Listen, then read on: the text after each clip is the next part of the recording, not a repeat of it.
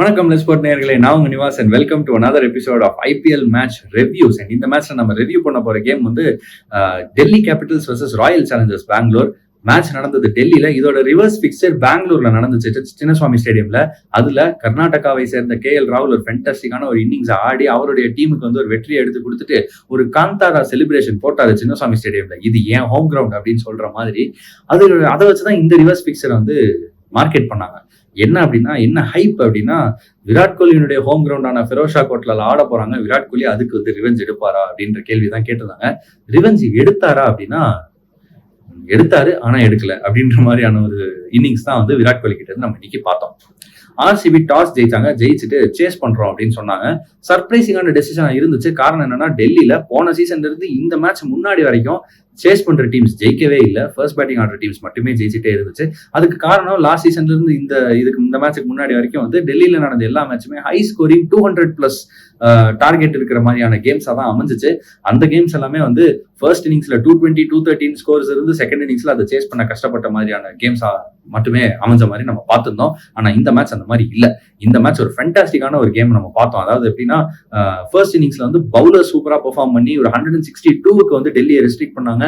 Second இன்னிங்ஸ்ல மறுபடியும் வந்து pitch ஸ்லோவா இருந்த காரணத்தினால மறுபடியும் வந்து நல்ல பெர்ஃபார்மன்சஸ் அங்கங்க இருந்து டெல்லி கேபிட்டல்ஸுடைய பவுலிங்ல இருந்து வந்துச்சு. பட் தென் கஷ்டப்பட்டாலும் ஒரு ரன் சேஸை RCB ஃபினிஷ் பண்ணாங்க. அந்த ரன் சேஸை ஃபினிஷ் பண்ணதுக்கு மிக முக்கிய காரணமா இருந்தது வந்து, நம்ம யூஸ்வலா ரன் சேஸ்னா விராட் கோலின்னு எதிர்பார்ப்போம். விராட் கோலி இந்த மேட்ச்ல ஒரு சைடு ரோல் தான் பிளே பண்ணாரு, ஒரு மாதிரி சப்போர்ட்டிங் ரோல் தான் பிளே பண்ணாரு.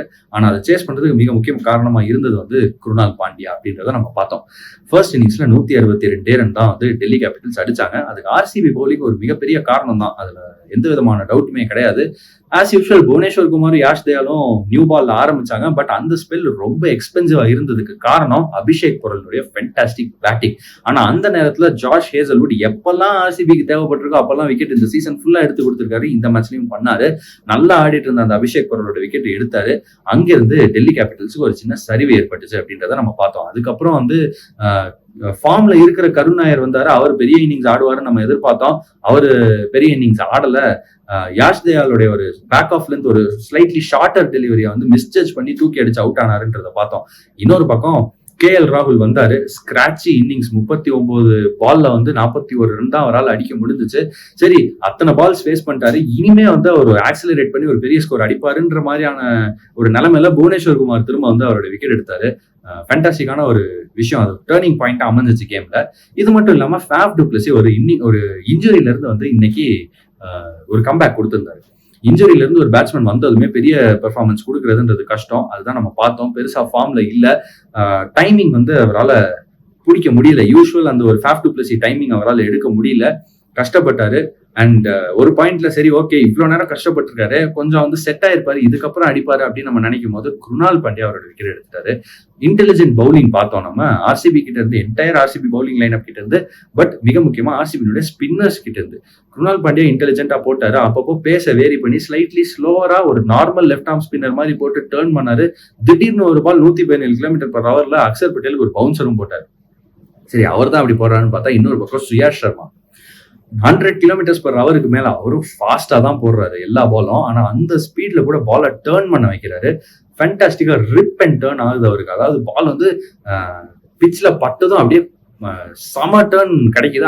அந்த ஒரு பர்டிகுலர் பேஸ்ல அது பேட்ஸ்மேனுக்கு ஆடுறதுக்கு ரொம்ப கஷ்டமா இருக்கு அப்படின்றத பாக்குறோம். அவருடைய கூகுளையும் அவ்வளவு அற்புதமான கண்ட்ரோலோட நல்ல அக்யூரசியோட போடுறாருங்க. கரெக்டா பேட்ஸ்மேனுக்கு வந்து என்ன லைன் அண்ட் லென்த் போடணுமோ அந்த லைன் அண்ட் லென்த் போடுறாரு. இனிஷியலா கொஞ்சம் ஒயிட்ஸ் எல்லாம் போட்டுட்டு இருந்தாரு அவருடைய முதல் கேம்ல, RCBக்கு வந்து கல்கட்டாக்கு அகைன்ஸ்ட் ஆன அந்த கேம்ல. பட் அதுக்கப்புறம் நல்ல செட் ஆயிருக்காரு, ஜெல் ஆயிருக்காருன்றது கிளியரா தெரியுது. அவர் ஆடுறது ரொம்பவே கஷ்டமா இருக்கு. 4 ஓவர் போட்டாரு, 22 ரன் தான் கொடுத்திருக்காரு. இன்னொரு பக்கம் 4 ஓவர் 28 ரன் 1 விக்கெட்னு குருணால் பாண்டியா ஒரு நல்ல பெர்ஃபார்மன்ஸ் கொடுத்தாரு. ஓவராலா RCBக்கு அந்த ஸ்பின் டிபார்ட்மெண்ட் கொஞ்சம் வந்து கஷ்டமா இருக்கு பாக்குறதுக்கு. மேபி இந்த டோர்னமெண்ட்ல அவங்க சரியா பெர்ஃபார்ம் பண்ண மாட்டாங்க அப்படின்லாம் நம்ம எதிர்பார்த்தோம் ஆக்ஷன் டயத்துல. ஏன்னா பெரிய நேம்ஸ் இல்ல. குருணால் பாண்டியாவும் நம்ம பெருசா வந்து ஒரு நல்ல ஸ்பின்னரா அப்படின்லாம் நான் வந்து நிறைய பேர் சொல்லிட மாட்டாங்க. ஏன்னா லெஃப்ட் ஆர்ம் ஸ்பின்னர்ஸ்ல நிறைய நல்ல ஸ்பின்னர்ஸ் ஆப்ஷன்ஸ் வெளியே இருக்காங்க. நிறைய டீம்ஸுக்கு நிறைய நல்ல ஸ்பின்னர்ஸ் ஆடுறாங்க. அந்த லிஸ்ட்ல நீங்க குருணால் பாண்டியாவை சேர்க்க மாட்டீங்க. அந்த மாதிரி ஒரு ஸ்பின்னர் RCB எடுத்தாங்க. பட் குருணால் பாண்டியா ரொம்ப இன்டெலிஜென்ட்டான பவுலர்ன்றதை வந்து மேட்சுக்கு மேட்ச் காமிச்சிட்டு இருக்காரு. இன்னொரு பக்கம் சுயாஷ் சர்மாவை எடுத்தாங்க.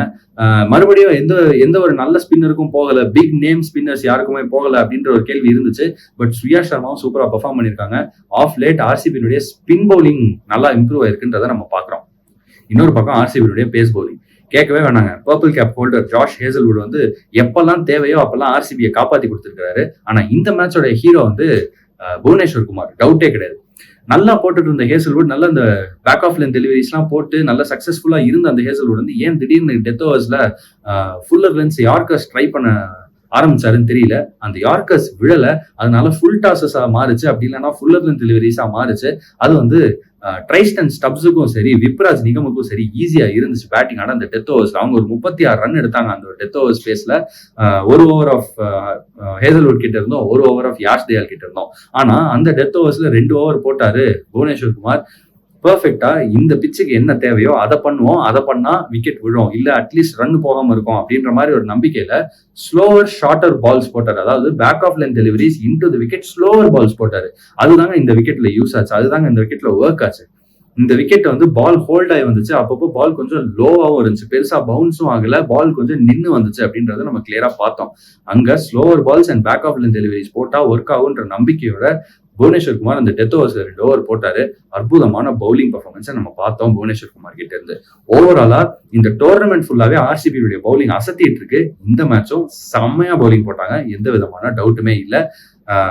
என்னதான் வந்து ட்ரைஸ்டன் ஸ்டெப்ஸ் கடைசியில ரன்ஸ் அடிச்சாலும், என்னதான் விப்ராஜ் நிகம் கடைசியில கொஞ்சம் பவுண்டரிஸ் அடிச்சாலும், அண்ட் என்னதான் வந்து ஒரு நல்ல ஸ்டார்ட் கிடைச்சு இன்னிங்ஸை வந்து ஹோல்ட் டுகெதர் பண்ணாரு KL ராகுல் அப்படின்னாலும், அவங்க யாரையுமே ஒரு பெரிய ஸ்கோர் அடிக்க விட்டு டீமை வந்து ஒரு நல்ல 170 180 பிளஸ் ஸ்கோருக்கு வந்து ரீச் பண்ண விடல. 162லயே ரெஸ்ட்ரிக்ட் பண்ணாங்க ஆர்சிபி.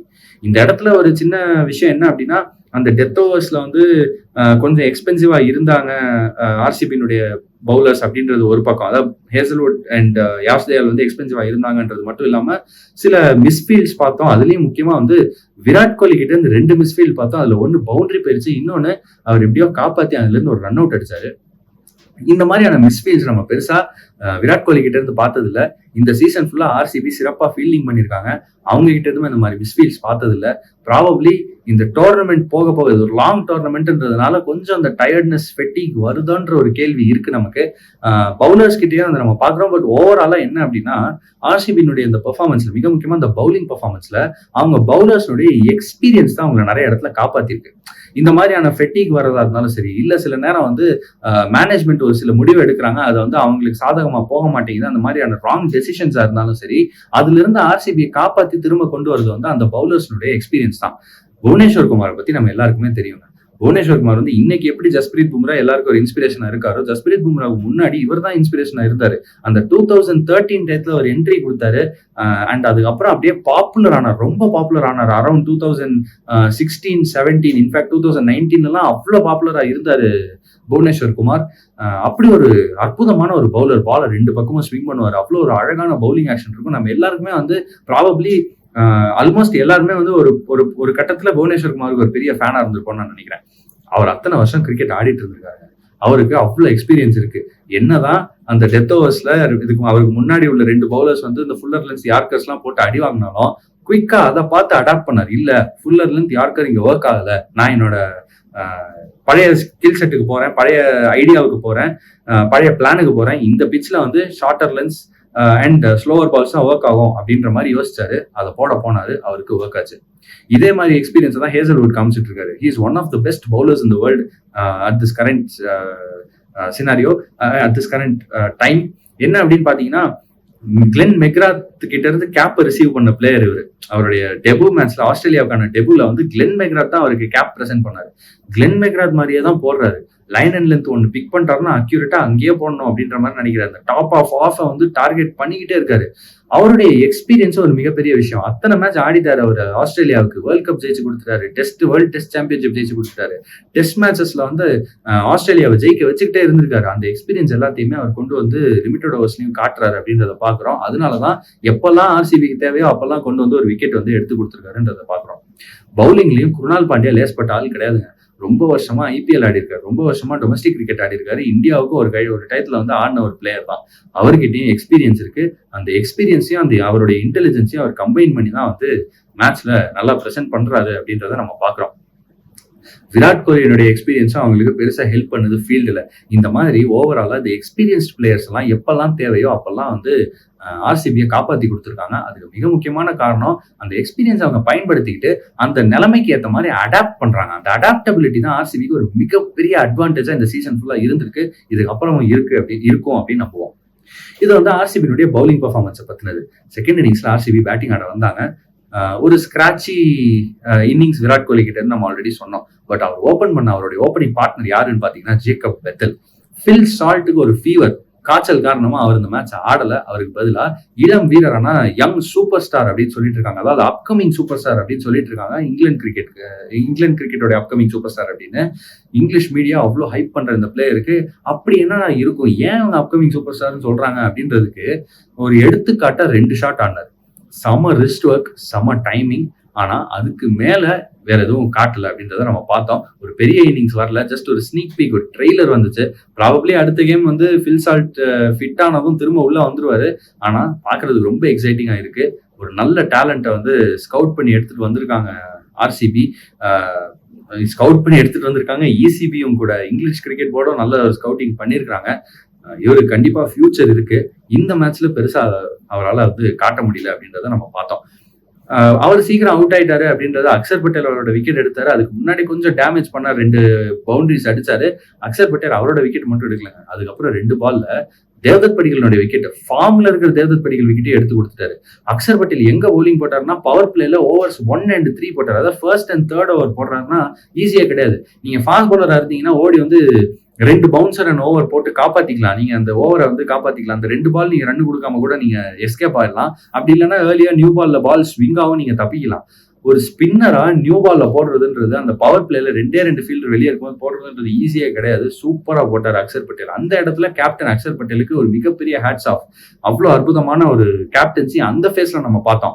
அந்த இடத்துல திடீர்னு பார்த்தா ஆர்சிபி 26 for 3 இருக்காங்க. இந்த மாதிரி 2 விக்கெட் அக்ஷர் பட்டேல் எடுத்ததுக்கு அப்புறம் ரஜத் பத்திதர் வந்து சம்பந்தமே இல்லாத ஒரு இடத்துல நடுப்பிச்சா மாட்டிக்கிட்டு ரன் அவுட் வேற ஆயிட்டாரு. இந்த மாதிரியான ஒரு விஷயத்துக்கு அப்புறம் 26 for 3 ஒரு நிலைமையில ஆர்சிபி தத்தளிச்சுட்டு இருக்கிற ஒரு நிலைமை கொண்டு வந்ததே அக்ஷர் பட்டேலுடைய அந்த ஏர்லி கேப்டன்சி, அந்த பவர் பிளேல இருந்த அந்த இடத்துல தான். ஆனா அதுக்கப்புறம் அவருடைய கேப்டன்சில நிறைய கேள்விகள் இருந்துச்சுங்க. விப்ராஜ் நீங்க 1 ஓவர் போட்டாரு, 12 ரன் கொடுத்தாரு. ஓகே, குருணால் பாண்டியா அவர் அட்டாக் பண்ண ட்ரை பண்ணாரு, அந்த ஓவர்ல ரன்ஸ் வந்துச்சு. ஆனா அதுக்கப்புறம் விப்ராஜ் நிகமுக்கு ஓவரே கொடுக்கல. நம்ம ஃபர்ஸ்ட் இன்னிங்ஸ்ல பார்த்தோம், சுயா சர்மா சூப்பரா போட்டாரு, குருணால் பாண்டியா நல்லா போட்டாரு. செகண்ட் இன்னிங்ஸ்லயே அக்ஷர் பட்டேல் நல்லா போட்டு தான் அந்த இனிஷியல் பிரேக் த்ரூஸ் எல்லாம் எடுத்து கொடுத்தாரு. அதுக்கப்புறம் இன்ஃபேக்ட் வந்து குல்தீப் யாதவ் உள்ள கொண்டு வந்து ஆன் த ட்ராட் 4 ஓவர் போட்டப்போ அவருடைய முதல் 3 ஓவர் சிறப்பா தான் இருந்துச்சு. அவருடைய 4வது ஓவரை தான் வந்து குருணால் பாண்டியா அட்டாக் பண்ணாரு. அது வரைக்குமே அவர் நல்லா தான் போட்டுட்டு இருந்தாரு. இந்த பிட்ச்ல இருந்து டேர்ன் கிடைக்குது, ஸ்பின்னர்ஸுக்கு ஹெல்ப் கிடைக்குதுன்னு தெரிஞ்சும் விப்ராஜ் நிகமுக்கு ஒரே 1 ஓவர் தான் கொடுத்திருந்தாரு. அது ஒரு மிகப்பெரிய மேட்சையே டேர்ன் பண்ணக்கூடிய ஒரு மிஸ்கால்குலேஷன், தப்பான ஒரு டெசிஷன் அப்படின்றது கிளியரா தெரிஞ்சிச்சு. அந்த ஒரு டெசிஷன் மட்டும் இல்லைங்க, அதுக்கப்புறம் வந்து முகேஷ் குமார் எப்பெல்லாம் தேவையோ முகேஷ் குமாரை உள்ள கொண்டு வந்தாங்க. ஆனா அப்பெல்லாம் வந்து ஆர்சிபிக்கு நிறைய ரன்ஸ் கொடுத்துட்டு இருந்தாரு முகேஷ். ஃபர்ஸ்ட் ஓவர் வெறும் 5 ரன் தான் கொடுத்தாரு. பவர் பிளேல நல்லா போட்டாரு, அதுல எந்த டவுட்டுமே கிடையாது. அப்படி அவர் பவர் பிளேல நல்லா போடுறாருன்னா அந்த நியூ பால்லயே அவருக்கு 2 ஓவர் கொடுத்துருக்கணும். அதுக்கப்புறம் அவரை கொஞ்சம் லிமிட் பண்ணிருக்கணும். ஆனா அதுக்கப்புறம் திரும்ப மிடில் ஓவர்ஸ்ல கொண்டு வந்தாங்க. ரொம்ப நேரம் பவுண்டரி வராத நேரத்துல அவர் வந்து விராட் கோலிக்கு ஒரு பவுண்டரி கொடுத்தாருன்றத பார்த்தோம். அதே மாதிரிதான் மிச்சல் ஸ்டார்க்கும் அந்த ஒரு ஃபேஸ் ஆஃப் பிளேல விராட் கோலிக்கு ஒரு பவுண்டரி கொடுத்தாரு, நான் இல்லைன்னு சொல்லல. ஆனா அதுக்கப்புறம் மறுபடியும் முகேஷ் குமார் வரும்போது மறுபடியும் குருணால் பாண்டியா அவரை அட்டாக் பண்ணாங்க. இதெல்லாம் தெரிஞ்சதுக்கு அப்புறம் மேட்ச் வந்து ஆல்மோஸ்ட் முடிய போகுதுன்ற அந்த சிச்சுவேஷன்ல 17 ரன் இருக்கு 12 பால்ல அப்படின்ற ஒரு இடத்துல கூட ஒரு ஃபைட் பண்ணிருக்கலாம். எப்படி ஃபைட் பண்ணிருக்கலாம்னா, மிச்சல் ஸ்டார்க்கு 6 பால் 6 யார்க்கர் போடக்கூடிய திறமை உள்ள ஒரு இன்டர்நேஷனல் லெவல் டெத் பவுலர். அவர் இன்டர்நேஷனல் லெவல்லயே வந்து one of the best death bowlers available. அவர் நீங்க இந்த டெத் பவுலிங் ஸ்கில்லுக்கு தான் எடுத்திருக்கீங்க அப்படின்றப்ப லாஸ்ட் ஓவருக்காக நான் வந்து ஸ்டார்க்கை பதுக்கி வைப்பேன் அப்படின்னு யோசிக்கிறதுல லாஜிக்கே கிடையாது. 19வது ஓவர்லயே கேமை முடிச்சுட்டாங்க ஆர்சிபி. முகேஷ் குமார் அந்த ஓவர் வந்து ரொம்ப மட்டமா போட்டாரு. வரிசையா 4 பவுண்டரி அடிச்சாரு. அதுல ஒரு நோபால் வேற டிம் டேவிடுக்கு அத்தனை ரன்னையும் கொடுத்துட்டு மேட்சை முடிச்சுட்டு போயிட்டாங்க. அந்த இடத்துல அந்த ஓவர் ஸ்டார்க்கு போட்டு அவர் 6 பால் 6 யார்க்கர் போட்டிருந்தாருன்னா அந்த இடத்துல வந்து அந்த ஓவர் வெறும் 6 ரன்னே கொடுக்குறாருன்னு வச்சுக்கோமே. லாஸ்ட் ஓவருக்கு 11 ரன் தேவைப்பட்டிருக்கும் டிஃபெண்ட் பண்ண. 11 ரன்ஸ் லாஸ்ட் ஓவர்ல டிஃபெண்ட் பண்றதுலாம் ஓகே. இந்த மேட்ச் அப்படி இருந்தாலும் ஆர்சிபி ஜெயிச்சிருப்பாங்க அப்படின்றது வேற. 11 ரன்ஸ் லாஸ்ட் ஓவர்ல டிஃபெண்ட் பண்றது கஷ்டமா இருந்தா கூட அதுக்கான ஒரு சான்ஸ் இருந்திருக்கும். ஆனா இங்க அதுக்கெல்லாம் எந்த சான்ஸுமே இல்லாம 19வது ஓவர்லயே கேம் முடிஞ்சிருச்சு அப்படின்றத பார்க்கும்போது கண்டிப்பா அது ஒரு மிகப்பெரிய கேப்டன்சி எரர் அப்படின்றத நம்ம பார்த்தோம். எப்பயுமே டீமோட பெஸ்ட் பவுலர் தான் அந்த 19th ஓவர் போடணும். அந்த இடத்துல அக்ஷர் பட்டேல் கோட்டையை விட்டாரு அப்படின்றத நம்ம பார்த்தோம். நடுவுல குல்தீப் யாதவுக்கு ஓவர்ஸ் கொடுத்தப்ப கூட அந்த சைட்ல ஸ்பின்னர்ஸ் யூஸ் பண்ணிருக்கலாம். துஷ்மந்தா சமீரா தேர்ட் பேசர் கொண்டு வந்தாங்க. அவர் டீசெண்டா போட்டாரு. துஷ்மந்தா சமீரா டீசெண்டா போட்டப்ப கூட ஓகே, இன்னொரு ஒரு எண்ட்ல ஸ்பின்னர்ஸ்க்கு ஓவர் கொடுத்து கொஞ்சம் நம்ம பேலன்ஸ் பண்ணிருக்கலாம், முகேஷுக்கு ஓவர் கொடுக்காம அவாய்ட் பண்ணலாம் அப்படின்ற மாதிரி கூட யோசிச்சிருக்கலாம். அந்த கேப்டன்சி டெசிஷன் அந்த இடத்துல ஒரு மிகப்பெரிய பாதகத்தை டெல்லிக்கு இது பண்ணிருச்சு அப்படின்றத நம்ம பார்த்தோம். சரி, அது கூட ஒரு பக்கங்க. பவுலிங் ரொட்டேஷன் கூட ஒரு பக்கம். அது சில நேரம் சரியா வரும், சில நேரம் சரியா வராது.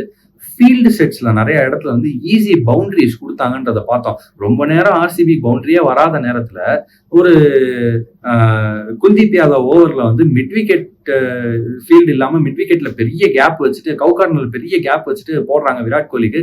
தரையோட சேர்த்து ஒரு புல் ஷாட் ஆடுறாரு. அது உருண்டு 4 போகுதுங்க. தூக்கி அடிச்சு ஃபீல்டர் தலைக்கு மேல அடிச்சு கூட எந்த விதமான ரிஸ்க்கும் எடுக்காம அப்படியே தரையோட ஆடி ப்ராப்பரான ஒரு கிரிக்கெட்டிங் ஷாட் ஆடி ஒரு 4 கொடுக்குறாங்க. என்னதான் டெல்லி கிரவுண்ட் ஒரு சின்ன கிரவுண்டா இருந்தாலும் ஃபீல்டு செட் கரெக்டா இருந்தா இந்த மாதிரியான பவுண்டரிஸ்லாம் அவாய்ட் பண்ணலாம். அந்த மாதிரி பவுண்டரிஸ்லாம் அவாய்ட் பண்ணியிருந்தா இன்னமும் கஷ்டமா இருந்திருக்கும் ஆர்சிபிக்கு அந்த ரன் சேஸ். அதை டெல்லி பண்ணல அப்படின்றத பார்த்தோம். நிறைய இடத்துல ஒரு ஷார்ட்டர் டெலிவரிஸ், இன்ஃபேக்ட் அதுவும் விராட் கோலிக்கே வந்துச்சு. மிச்சல் ஸ்டார்க் ஒரு ஷார்ட்டர் டெலிவரி போட்டாரு, இன்டு பாடி போட்டார், லெக் சைட்ல தான் அடிக்க போறாருன்னு தெரியும். ஃபீல்டர்ஸை எங்க வச்சிருக்காங்க அப்படின்னா ஸ்கொயர் லெக்ல வச்சிருக்காங்க, மிட் விக்கெட்ல வச்சிருக்காங்க, டீப்ல அதாவது லாங் ஆன்ல வச்சிருக்காங்க. அங்கெல்லாம் வச்சீங்களே ஃபைன் லெக் வச்சிருக்கணும்ல. நீங்க ஷார்ட்டரா போடுறீங்கன்னா ஃபைன் லெக் வைக்கணும். அப்படி இல்லையா ஷார்ட்டரா போடாதீங்க, நீங்க ஃபுல்லர் லென்த் போடுங்க. ஃபுல்லர் லென்த்துக்கு தான் ஃபீல்டு செட் பண்ணிருக்கீங்கன்னு தெரியுது. மிட் விக்கெட்ல ஃபீல்டு வச்சிருக்கீங்க, லாங் ஆன்ல ஃபீல்டு வச்சிருக்கீங்கன்னா ஃபுல்லர் லென்த் போடுங்க. அந்த மாதிரி லென்த் போட்டா அவரால் 6 அடிக்க முடியாது. தூக்கி அடிக்கணும்னு ட்ரை பண்ணா கேட்ச் போக வாய்ப்பு இருக்கு. தரையோட அடிக்கணும் அப்படின்னு ட்ரை பண்ணா கூட அங்க ஃபீல்டு பண்ணிடுவாங்க, பவுண்டரி அடிக்க முடியாது. அப்படி நீங்க ட்ரை பண்ணிருக்கணும். அதை விட்டுட்டு நீங்க அந்த மாதிரி ஒரு ஃபீல்டை வச்சுட்டு ஷார்ட்டர் லென்த் போடுறீங்க. இல்ல நீங்க ஷார்ட்டர் லென்த் போடணும்னா ஃபைன் லெக் வைக்கணும். இந்த மாதிரியான சின்ன சின்ன ஃபீல்டிங் எரர்ஸ் எல்லாம் நம்ம பார்த்தோம் டெல்லி கேபிட்டல்ஸ் கிட்ட இருந்து. அதாவது ஃபீல்டு செட் பண்றதுல எரர்ஸ் பார்த்தோம் டெல்லி கேபிட்டல்ஸ் கிட்ட இருந்து. அண்ட் ஒரு முக்கியமான கேட்ச் டிராப்பும் கூட குருணால் பாண்டியாவுடைய கேட்ச் டிராப். இப்போ நம்ம குருணால் பாண்டியானுடைய இன்னிங்ஸை பத்தி கண்டிப்பா பேசி ஆகணும். அவர் உள்ள வந்ததும் ரொம்ப ஸ்கிராட்சியான ஒரு இன்னிங்ஸ் தான். பெருசா அவ்வளவு ஃப்ளூவெண்டா இல்லை. அவர் ரொம்ப லேட்டா தான் அடிக்கவே ஆரம்பிச்சார். 12வது ஓவருக்கு அப்புறம் தான் அடிக்கவே ஆரம்பிச்சாரு. ஆனா அவர் அடிக்க ஆரம்பிச்சதுக்கு அப்புறம் அவரை நிறுத்தவே முடியல அப்படின்ற மாதிரியான ஒரு சுச்சுவேஷன் வந்துச்சு. அதுல சில இடங்கள்ல மிஸ்ஃபீல்ட்ஸ் இருந்துச்சு. ட்ரைஸ்டன் ஸ்டப்ஸ் ஒரு மிஸ்ஃபீல்ட் பண்ணாரு. ஒரு கேட்ச் டிராப் வேற இருந்துச்சு. அபிஷேக் பரல் கேட்ச் டிராப் பண்ணாரு. அதெல்லாம் எடுத்திருந்தா கூட மேட்சை ஜெயிச்சிருக்கலாம் டெல்லி கேபிட்டல்ஸ். நிறைய இடங்கள்ல மேட்சை கோட்டை விட்டுக்கிட்டே இருந்தாங்க அப்படின்றத நம்ம பார்த்தோம். ஆர்சிபிக்கு அது அட்வான்டேஜா அமைஞ்சிச்சு. இன்னொரு பக்கம் சேஸ் மாஸ்டர் விராட் கோலி. யூஸ்வலா நம்ம விராட் கோலி கிட்ட எதிர்பார்க்கிற இன்னிங்ஸ் இன்னைக்கு வரல. 47 பந்துகள்ல 51 ரன் தான் அவரால் அடிக்க முடிஞ்சிச்சு. நிறைய பால்ஸ் ஃபேஸ் பண்ணார், ரன்ஸ் அவ்வளவு அடிக்கல அப்படின்ற மாதிரி நமக்கு தெரிஞ்சிச்சு. மெயினா அவருடைய ஸ்ட்ராட்டஜி என்னவா இருந்துச்சுன்னா, இந்த பக்கம் குருணால் பாண்டியா அடிக்க ஆரம்பிச்சிட்டாப்ல, அதனால நம்ம நீட்டா சிங்கிள் எடுத்து அவருக்கு ஸ்ட்ரைக்கை கொடுத்துக்கிட்டே இருக்கலாம் அப்படின்ற மாதிரியான ஒரு மைண்ட் செட்ல அவர் ஆடினதை நம்ம பார்த்தோம். பட் நமக்கு என்ன கேள்வி இங்க வருது அப்படின்னா, சரி ஓகே, ஒரு விஷயம் 26க்கு 3 இருந்த ஆர்சிபி தப்பிச்சு இந்த மேட்ச் ஜெயிக்கிற அளவுக்கு வந்ததே விராட் கோலியினுடைய அந்த மிடில் ஓவர்ஸ் பேட்டிங் தான். அதுல எந்த விதமான டவுட்டும் கிடையாது. ஆனா ஒரு 15வது ஓவர் வரைக்கும் பேட்டிங் ஆனதுக்கு அப்புறம் அது ஒரு அட்டாக் பண்ண ட்ரை பண்ணி கொஞ்சம் ஆக்சிலரேட் பண்ண ட்ரை பண்ணி மேட்ச் இன்னும் சீக்கிரம் முடிக்க ட்ரை பண்ணிருக்கலாம். அந்த இடத்துல அவர் ட்ரை பண்ணாரு, ஆனா அவரால் அடிக்க முடியலன்றதை பார்த்தோம். மேபி அந்த பிச் ஸ்லோவா இருந்ததுனால அந்த மாதிரியா இருக்கலாம். ஒரு 1 ஆஃப் இன்னிங்ஸ் தான். போன மேட்ச் சூப்பரா ஆனாரு. இந்த மேட்ச் 50 அடிச்சாலும் நம்ம இந்த மாதிரி பேச வேண்டியதா இருக்கு. அவர் ஃபெயில் ஆயிட்டாரு அப்படின்ற மாதிரி அந்த லெவலுக்கு ஸ்டாண்டர்ட் செட் பண்ணிருக்காருன்றத பார்த்தோம். பிளஸ் நாட் அவுட்ல ரிமைன் பண்ணுவாரு, நாட் அவுட்ல மேட்சை முடிச்சு கொடுப்பாரு நம்ம எதிர்பார்த்தோம். அதுவும் நடக்கல. பட் எனிவே ஆர்சிபி மேட்ச் ஜெயிச்சிட்டாங்க. விராட் கோலி அவர் என்ன தேவையோ அதை செஞ்சாரு. அடுத்த மேட்ச்ல எனக்கு தெரிஞ்சு இதை விட நல்ல இன்னிங்ஸ் வரும் அப்படின்ற மாதிரியான ஒரு நம்பிக்கை எனக்கு இருக்கு. அந்த மாதிரி ஒரு கன்சிஸ்டன்டான பிளேயர் ஆரஞ்சு கேப் ஒரு கிடைச்சிருச்சு. பொறுத்து பார்க்கலாம் அடுத்தடுத்து என்ன பண்றாரு அப்படின்னு. டீம் டேவிட் நம்ம சொன்னோம் அற்புதமா மேட்ச் ஃபினிஷ் பண்ணி கொடுத்தாருன்னு. ஓவராலா ஆர்சிபி கிட்ட இருந்து ஒரு அற்புதமான பெர்ஃபார்மன்ஸ். மேட்ச் ஒரு வேளை கையை விட்டு போயிருமோன்னு இருந்த இந்த நிலைமையில இருந்து கூட ஒரு நல்ல பெர்ஃபார்மன்ஸை கொடுத்து திரும்ப கேம்ல அவங்கள எடுத்துட்டு வந்தாங்க. அந்த மாதிரியான பெர்ஃபார்மன்ஸஸ் ஆர்சிபி கிட்ட இருந்து பார்த்து பல வருஷங்கள் ஆகுது. இந்த வருஷம் கன்சிஸ்டன்டா இந்த மாதிரி பெர்ஃபார்மன்ஸ் வந்துகிட்டே இருக்குன்றது ஒரு பெரிய விஷயம். பவுலிங்ல சிறப்பா இருக்காங்க, பேட்டிங்ல தேவையுள்ள பிளேயர்ஸ் அப்பப்போ பண்ணிடுறாங்க. அதை விட என்னன்னா மேட்சுக்கு ஒரு புது மேட்ச் வின்னர் வராரு. இனிஷியலா கேப்டன் அடிச்சிட்டு இருந்தாரு, பத்திதர் அடிச்சிட்டு இருந்தாரு, விராட் கோலி கன்சிஸ்டன்டா ஆடிட்டு இருக்காரு. நடுவுல ஒரு 2 மேட்ச் வந்து ஃபில் சால்ட் அடிச்சு ஜெயிச்சு கொடுத்தாரு. இப்ப அதெல்லாம் இல்லாம டிம் டேவிட் நடுவுல ஒரு மேட்ச் வந்து காப்பாத்தி கொடுத்தாரு. அதெல்லாம் இருந்துச்சு. இப்ப அதெல்லாம் இல்லாம குருணால் பாண்டியா வந்து ஒரு புது மேட்ச் வின்னரா வந்திருக்காரு, மேன் ஆஃப் த மேட்சா வந்திருக்காரு. பார்க்கவே சூப்பரா இருக்கு. இந்த டீம்ல வந்து மேட்ச் ஜெயிக்கிறதுக்கு அப்பப்போ ஏதாவது ஒரு பிளேயர் கான்ட்ரிபியூட் பண்ணிடுறாங்க அப்படின்றது. ஓவராலா ஆர்சிபி ஃபேனா டேபிள்ல ஃபர்ஸ்ட் இருக்காங்க ஆர்சிபின்றத பார்க்கும்போது ரொம்ப சந்தோஷமா இருக்கும். அடுத்து 4 மேட்ச் இருக்கு, அதுல 3 ஹோம் கேம். அதுதான் ஆர்சிபி ஃபேன்ஸுக்கு கொஞ்சம் வந்து பக்குன்னு இருக்கும். ஏன்னா ஹோம் கேம்ஸ் நம்ம வந்து இந்த சீசன் ஃபுல்லா பார்த்தோம் ஆர்சிபி அவ்வளவு நல்லா விளையாடல அப்படின்னு. ஒரு மேட்ச் ஜெயிச்சிருக்காங்க ஹோம்ல, அடுத்து 3 ஹோம் கேம்ஸ் வருது. சிஎஸ்கே வராங்க, எஸ்ஆர்ஹெச் வராங்க. டேபிள்ல கடைசி 2 இடத்துல இருக்கிற இந்த 2 டீம்ஸ் அவங்களுக்கு எதிராக வந்து ஓரளவுக்கு ஈஸியரா ஜெயிக்கலாம் அப்படின்ற மாதிரியான ஒரு தாட் இருக்கும்னு நான் நினைக்கிறேன். பட் ஸ்டில் கிரிக்கெட்டை பொறுத்த வரைக்கும் என்ன வேணா நடக்கலாம். So it is not at all predictable அப்படின்றது நம்ம எல்லாருக்குமே தெரியும். ப்ராபப்ளி அந்த மேட்ச் ஆர்சிபி பக்கம் போகல அப்படின்னா ஆர்சிபிக்கு மிகப்பெரிய ஒரு பின்னடைவா இருக்கும் அந்த பிளே ஆஃப்ஸ் வாய்ப்புல. இப்போ அவங்க பிளே ஆஃப்ஸ் போயிருவாங்கன்றதுல கூட பெரிய சந்தேகம் கிடையாது. டாப் 2 ஃபினிஷ் பண்ணோம், அப்பதான் குவாலிஃபையர் போவாங்க. அதுக்கு போவாங்களா மாட்டாங்களா அப்படின்றது எங்க டிபெண்ட் ஆகுதுன்னா அவங்களுடைய 3 ஹோம் கேம். கேகேஆர் வராங்க, சிஎஸ்கே வராங்க, எஸ்ஆர்ஹெச் வராங்க. இந்த 3 ஹோம் கேம் எப்படி விளையாடுறாங்க அப்படின்றத பொறுத்து தான் அந்த டாப் 2க்கான சான்ஸ் இருக்கா இல்லையா அப்படின்றது. ஒரு அவே கேமும் அவங்களுக்கு இருக்கு, எல்எஸ்ஜி ஆட போறாங்க.